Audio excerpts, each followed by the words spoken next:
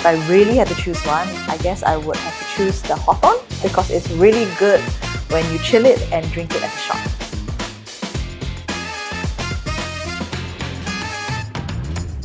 Hi, my name is Jamie and I'm the founder of Brass Lion Distillery.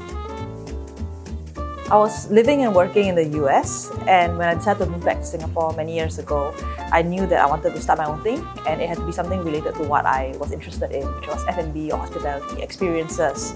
And basically, I took part in a competition that I stumbled upon, and there was a sign that said "Win this space." And long story short, we took part in this competition and beat out over 400 entries and won the space. So it was 6 months of free rent and some seed money, and the winning concept was actually my first business, which was Chupitos, Singapore's first and only shots bar.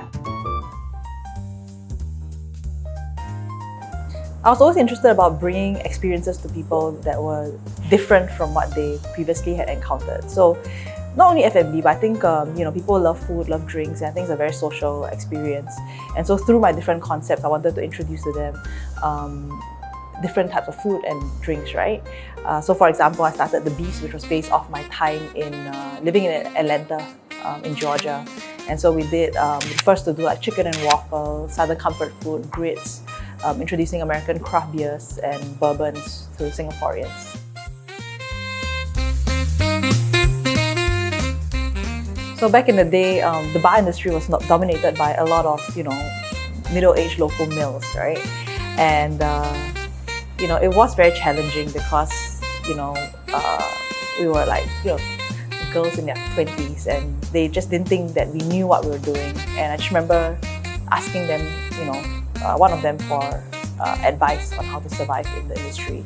And this guy, he looked at me and said, like, you don't need to know because you'll be gone in 6 months, which was when our rent-free period was. And so it was just a lot of people who thought that, the concept was going to fail and that we won't be around after our price, which was the 6 months, was over.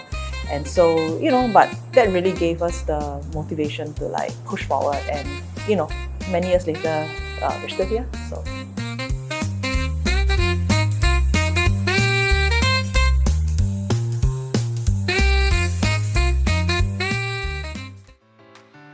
So I took a year off to travel the world, and I realized that in every country that I went to, all of them had kind of like a spirit to call their own. And I just realized that as a Singaporean, I felt it was a huge shame that we didn't have something like that. A spirit or alcohol that represents, who we are in terms of ingredients that we're familiar with. And so even when you think of a classic Singaporean cocktail, right, the world famous Singapore Sling, people were using foreign gin as the base for that. And so it really sparked the idea for me to create our own local spirit.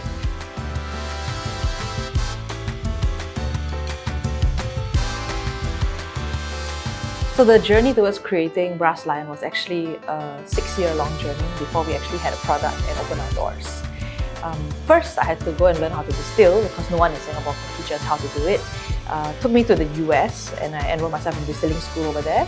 But after that, I realized that I wanted to gain some hands-on experience.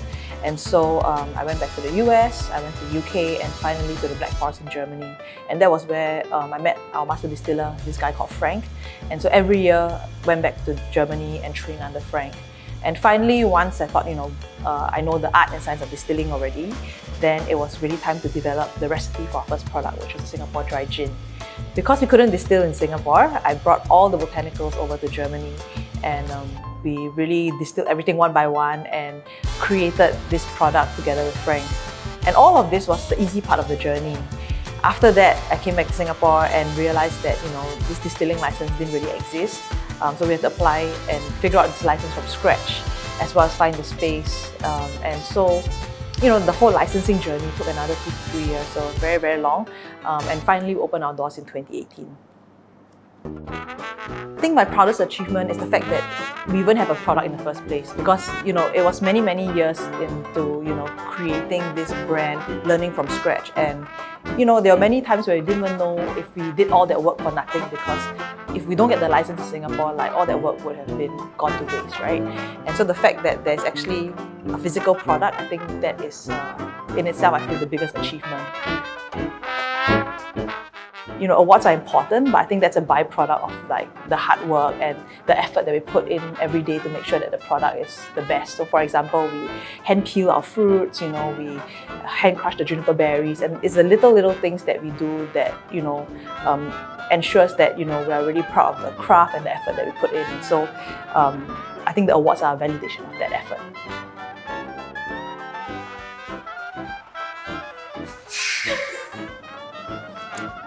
I thought you can calm me down. 3, 2, 1.